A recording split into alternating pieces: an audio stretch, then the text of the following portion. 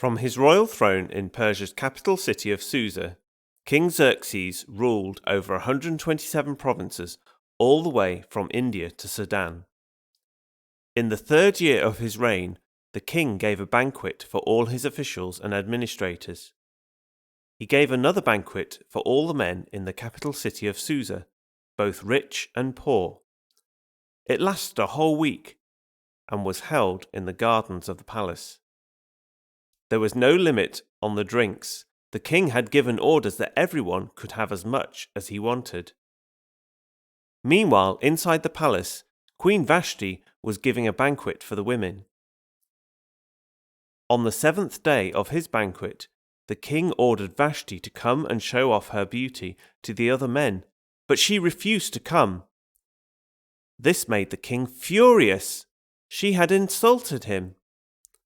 He commanded her to come to him, and she refused. So the king ordered that Vashti must never come to the king again, and someone new will be queen. A little time later, after the king's anger had cooled down, his advisor said, "Why don't you make a search to find a new beautiful young queen? Find all the beautiful women, give them beauty treatments, and the one you like the best can be your queen."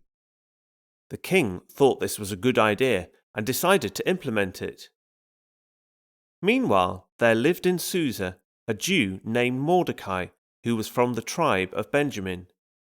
He was one of the Jews that were in exile from Jerusalem. He had a cousin, Esther, who was beautiful and had a good figure.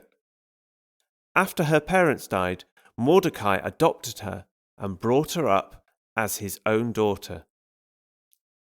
Esther was brought to Susa with many other beautiful girls as part of the king's plan to find a new wife, and she was put in the royal palace.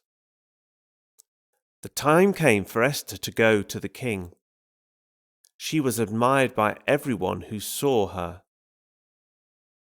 "I like you more than any of the other girls. You will be my new queen. Let's have a banquet in your honor. Everyone can have a day off work to celebrate." Meanwhile, Mordecai had been appointed as one of the king's administrators, and Esther was keeping it a secret that she was Jewish. "Mordecai's told me not to tell anyone. I'm doing as he's asked. He's always looked after me well." While Mordecai was in office, 2 of the palace staff planned to have the king killed. When I learnt that they wanted him killed, I told Esther. And I told the king.